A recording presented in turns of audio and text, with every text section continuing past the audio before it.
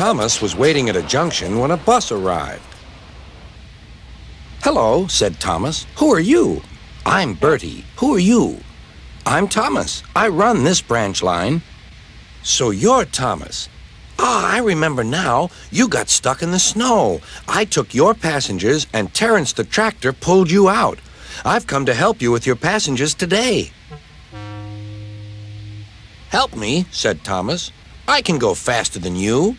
"You can't," said Bertie. "I can," huffed Thomas.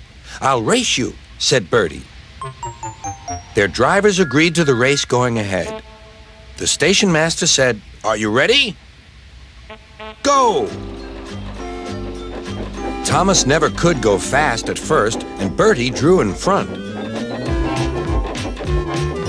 "Why don't you go fast? Why don't you go fast?" called Annie and Clarabelle. Wait and see," hissed Thomas. "He's a long way ahead," they wailed. But Thomas didn't mind. He'd remembered the level crossing.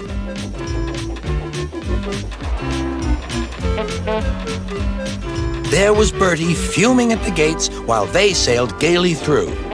"Goodbye, Bertie," called Thomas.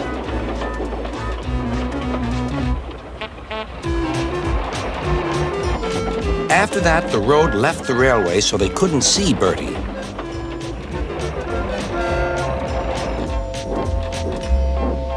Then they had to stop at the station to let off passengers.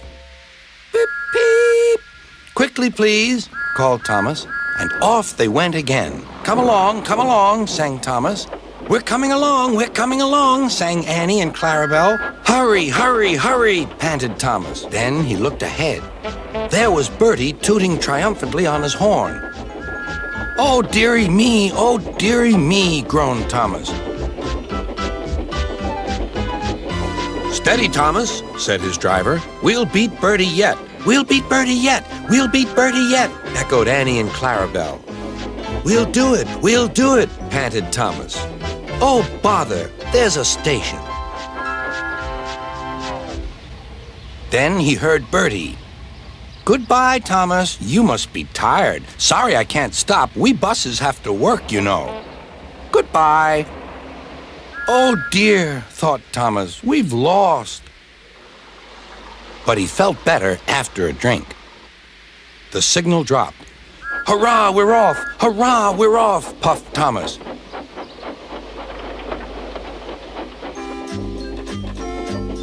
As they crossed the bridge, they heard an impatient honk, honk. There was Bertie waiting at the traffic lights. He started with a roar and chased on after Thomas again. Now Thomas reached his full speed. Bertie tried hard, but Thomas was too fast.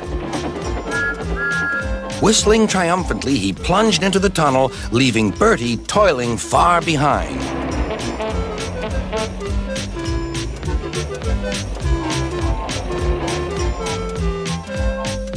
We've done it, panted Thomas.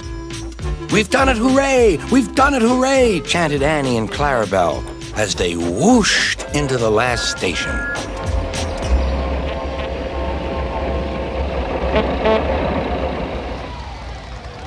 Everyone was there to celebrate Thomas's victory, but they gave Bertie a big welcome too. "Well done, Thomas," said Bertie. "That was fun. But to beat you over that hill, I should have to grow wings and be an airplane."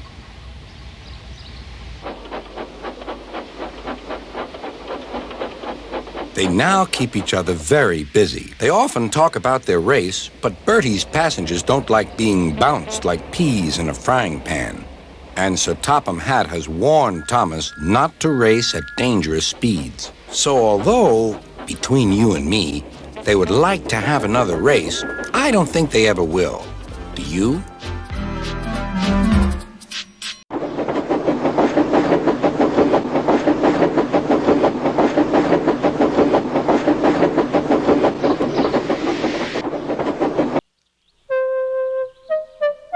One day, Edward was in the shed where he lived with the other engines. They were all bigger than Edward and boasted about it. "The driver won't choose you again," said Gordon. "He wants strong engines like us." But the driver and fireman felt sorry for Edward. "Would you like to come out today?" "Oh, yes, please," said Edward. So they lit his fire, made lots of steam, and Edward puffed away.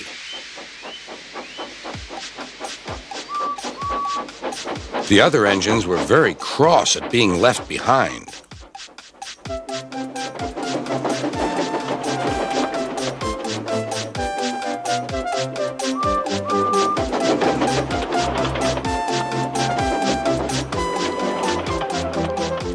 Edward worked hard all day.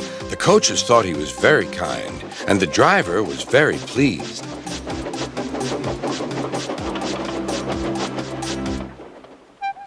"I'm going out again tomorrow," Edward told the other engines that night. "What do you think of that?" But he didn't hear what they thought, for he was so tired and happy that he fell asleep at once. Next morning, Edward woke up to find nothing had changed. Gordon was still boasting. "You watch me, little Edward, as I rush through with the express. That will be a splendid sight for you." "Goodbye, little Edward. Look out for me this afternoon."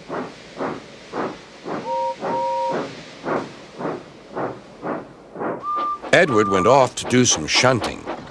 He liked shunting. It was fun playing with freight cars. He would come up quietly and give them a push. Then he would stop, and the silly freight cars would go bump into each other. "Oh!" they cried. "Whatever is happening?"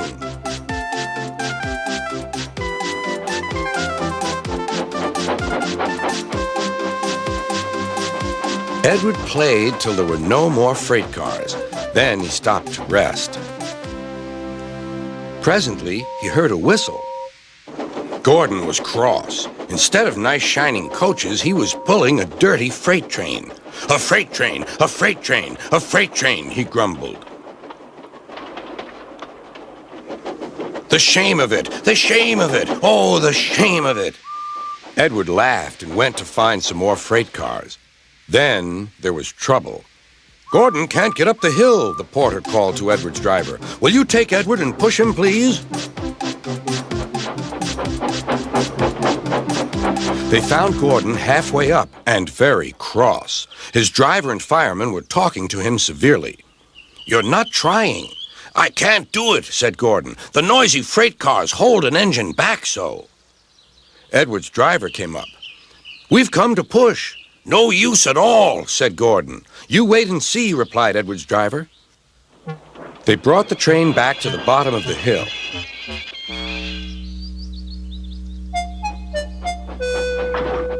"I'm ready," said Edward. "No good," grumbled Gordon. They pulled and pushed as hard as they could.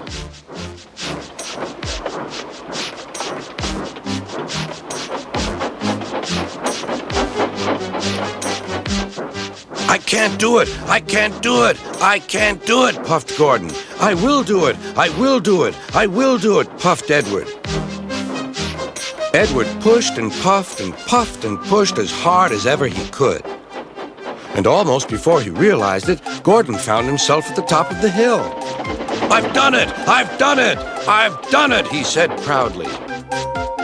He forgot all about kind Edward and didn't say thank you. Edward was left out of breath and far behind, but he was happy because he had been so helpful. At the next station, he found that the driver and fireman were very pleased with him. The fireman gave him a nice long drink, and the driver said, "I'll get out my paint tomorrow and give you a beautiful coat of blue with red stripes. Then you'll be the smartest engine in the shed."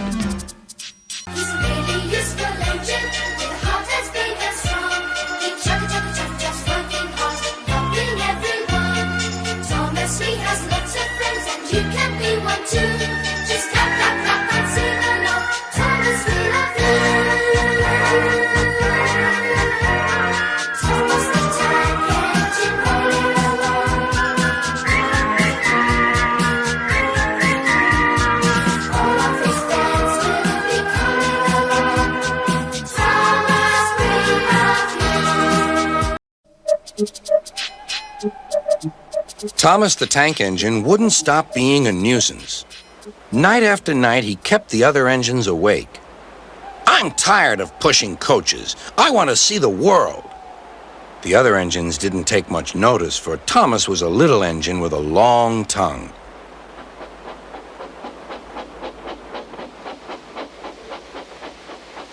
But one night, Edward came to the shed. He was a kind little engine and felt sorry for Thomas. "I've got some freight cars to take home tomorrow. If you take them instead of me, I'll push coaches in the yard." "Thank you," said Thomas. "That will be nice." Next morning, Edward and Thomas asked their drivers, and when they said yes, Thomas ran off happily to find freight cars.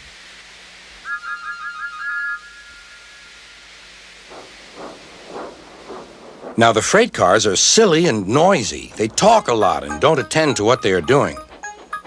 And I'm sorry to say they play tricks on an engine who is not used to them. Edward knew all about the freight cars. He warned Thomas to be careful, but Thomas was too excited to listen.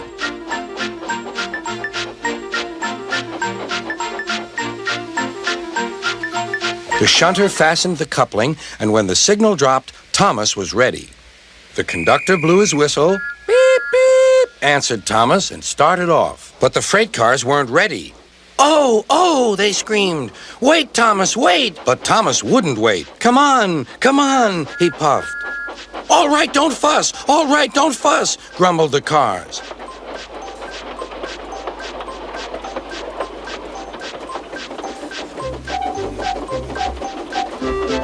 Thomas began going faster and faster. "Whoosh!" he whistled as he rushed through Henry's tunnel.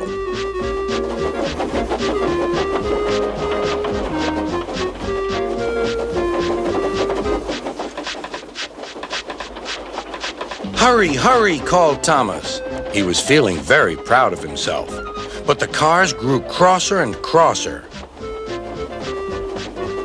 At last, Thomas slowed down as he came to Gordon's Hill.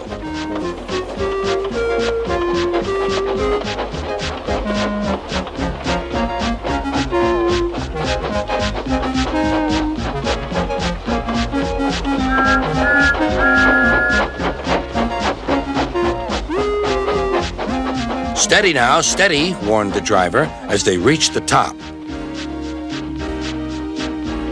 He began to put on the brakes. We're stopping," called Thomas. "No, no, no," answered the cars, bumping into each other. Go on." Before the driver could stop them, they had pushed Thomas down the hill and were rattling and laughing behind him. Poor Thomas tried hard to stop them from making him go too fast. Stop pushing, he hissed. But the cars took no notice. Go on, they giggled in their silly way. "There's the station. Oh dear, what shall I do?" cried Thomas. They rattled straight through and swerved into the goods yard. Thomas shut his eyes. "I must stop." When he opened his eyes, he saw he had stopped just in front of the buffers. There, watching him, was Sir Topham Hatt. "What are you doing here, Thomas?" he asked. "I've brought Edward's freight cars," Thomas answered. "Why did you come so fast?" "I didn't mean to. I was pushed," said Thomas. "You've got a lot to learn about freight cars, Thomas. After pushing them about here for a few weeks, you'll know almost as much about them as Edward. Then you'll be a really useful engine."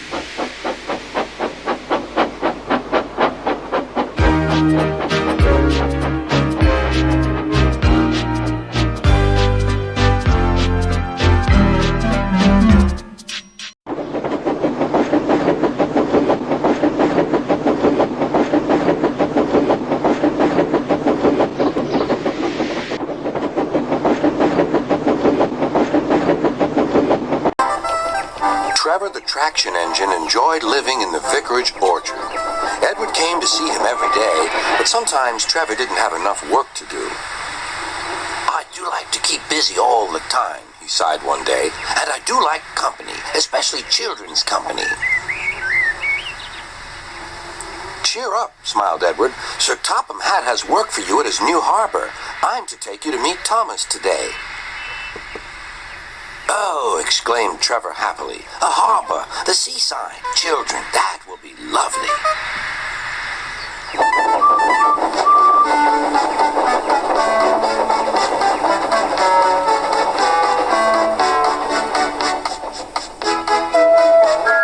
Thomas was on his way to the harbor with a trainload of metal pilings. They were needed to make the harbor wall firm and safe. Hello, Thomas, said Edward. This is Trevor, a friend of mine. He's a traction engine. Thomas eyed the newcomer doubtfully. A what engine? A traction engine, explained Trevor. I run on roads instead of rails. Can you take me to the harbor, please? Sir Topham Hatt has a job for me. Yes, of course, replied Thomas, but he was still puzzled. Workmen coupled Trevor's car to Thomas's train, and soon they were ready to start their journey.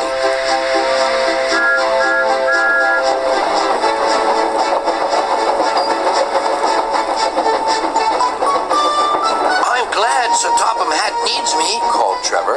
I don't have enough to do sometimes, you know, although I can work anywhere, in orchards, on farms, in scrapyards, even at harbors. But you don't run on rails, puffed Thomas. I'm a traction engine. I don't need rails to be useful, replied Trevor. You wait and see.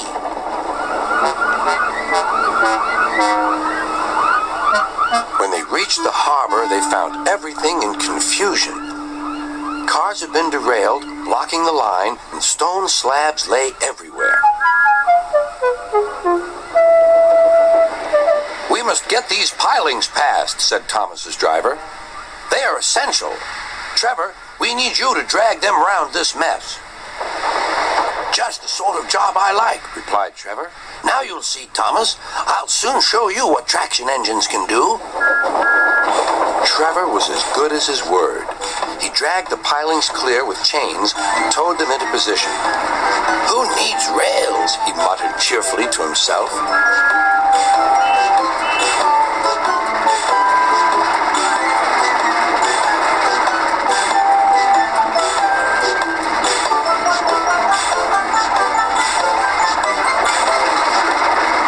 Later, Thomas brought Annie and Clarabelle to visit him. Thomas was most impressed. Now I understand how useful a traction engine can be. The coaches were full of children. Trevor gave them rides along the harbor. He liked this best of all. He's very kind, said Annie. He reminds me of Thomas, added Clarabelle. Everyone was sorry when it was time for Trevor to go. Thomas pulled him to the junction. A small tear came into Trevor's eye. Thomas pretended not to see. He whistled gaily to make Trevor happy. I'll come and see you if I can, he promised. The vicar will look after you, and there's plenty of work for you now at the orchard, but we may need you again at the harbor someday. That would be wonderful, said Trevor. That evening, Trevor stood remembering his new friend Thomas, the harbor, and most of all, the children. Then he went happily to sleep in the shed at the bottom of the orchard.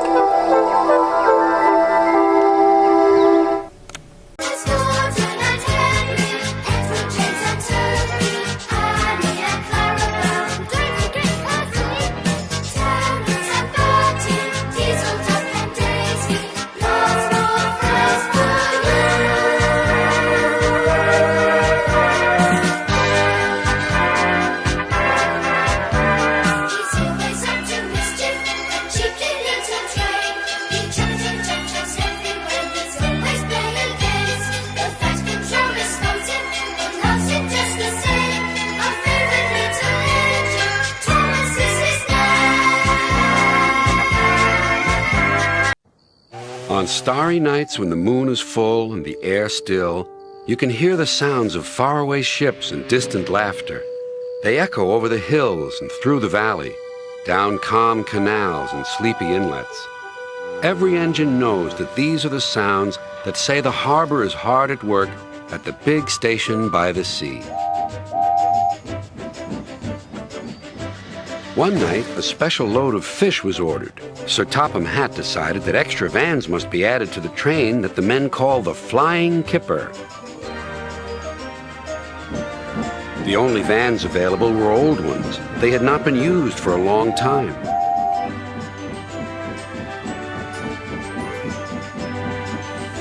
Henry waited impatiently by the quayside as Duck shunted them into position.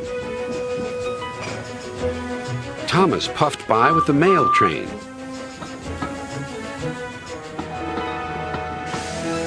Hello, Duck. Going fishing? I'd take care if I were you.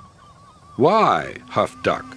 Well, for one thing, puffed Thomas, remembering his own experience, if fish get into an engine's boiler, they always cause trouble. And for another, fish can be awfully smelly.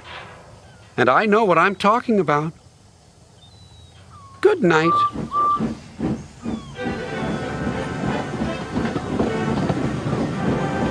Henry grunted dreadfully. You'll just have to put up with it, Henry, said his driver. At least the extra load will mean you can have another engine help us up Gordon's Hill.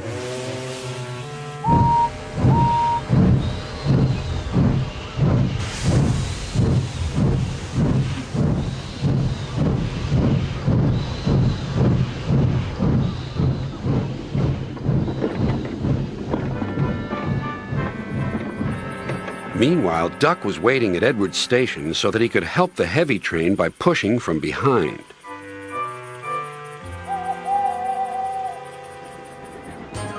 Henry made good progress.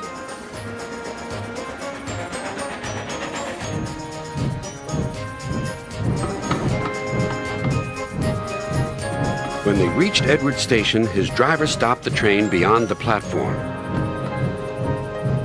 Then Henry gave a special signal. Beep, beep, beep, beep. I need help, please. Beep, beep, replied Duck. I won't be long. Duck buffered gently up to Henry's train. He was not coupled on. Henry would then be able to run on without stopping when they reached the top of the hill. Ready, whistled Duck, and off they went.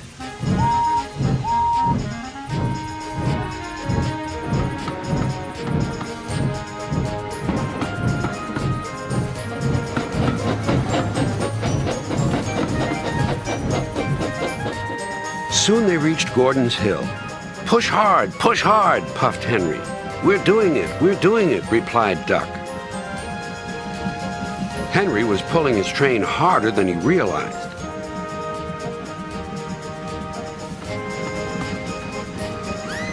Duck felt the weight on his buffers slacken.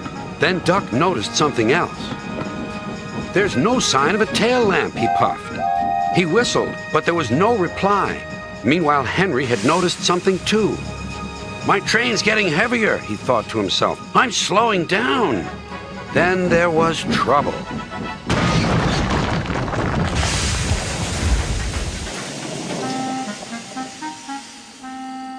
No one was hurt, but a strong smell of fish hung in the air.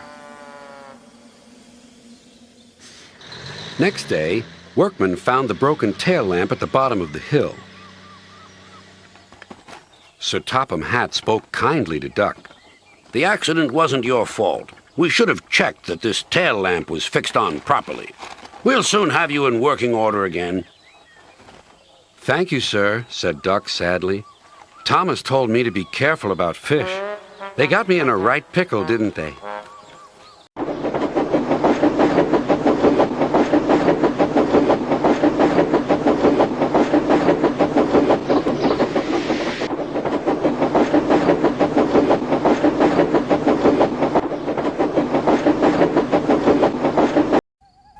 At night, when the other engines are tucked away in their sheds, you can still hear the faraway call of an engine's whistle and the clickety-clack of train wheels turning.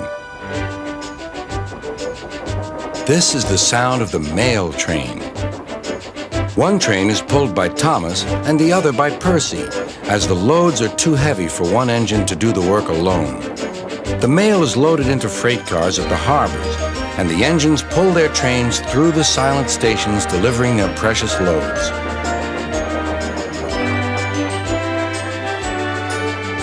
On a clear night, a big shiny moon brightens their journey, but often Thomas and Percy can't even see the stars. But whatever the weather, lamps along the track always light their way. One night, Percy was waiting at the junction. The main line train was late. At last, Henry arrived. "Sorry," he puffed. "The mail boat from the mainland was delayed." "Come on, Percy," said his driver. "Let's make up for lost time." Percy puffed along as quickly as he could, but the sun was already rising as he finished his work. Never mind, thought Percy. It's nice to be up and about when it's the start of a new day and there's no one else around. Percy was not alone for long. "Bother," said Percy. "It's that dizzy thing, Harold." "Good morning," whirred Harold. "I always said railways were out of date, but you're so slow with the mail. You should give everyone their stamps back." Percy was too tired to explain. "Bird brain," he muttered. "Good morning, Percy," called Duck. "You're up early this morning?" "No, you're wrong," sighed Percy. "I'm back, tired and late." He rolled into the shed and fell asleep almost before his buffers touched the bar. His driver decided to set off early that evening. Thomas was waiting at the station. "Thank goodness I have a chance to speak to you. Driver says that the person in charge of the mail has complained to Sir Topham Hatt about the delay last night." "But that wasn't my fault," replied Percy. "I know," said Thomas, "and so does Sir Topham Hatt. But this mail person wouldn't listen. Tonight we'll just have to be quicker than ever before." The engines were just leaving when they heard a familiar buzzing. "I say, you two, there's news flying about." "Where?" puffed Percy crossly. "All over the place. They're going to scrap the mail train and use me instead. Wings work wonders, you know. Always." "Rubbish," huffed Thomas. That night, everything ran like clockwork. Thomas and Percy steamed through the stations, making good time everywhere they went.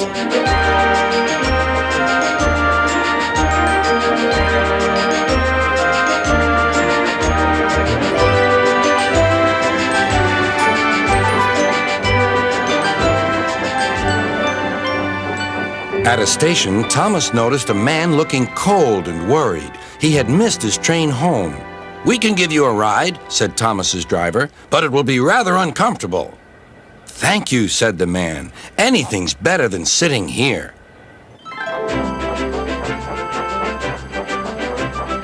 The next afternoon, Percy passed the airfield and saw Harold. "Hello, Lazy Wings. Are you too tired to fly today?" "The wind's too strong," grumbled Harold. "I've been grounded."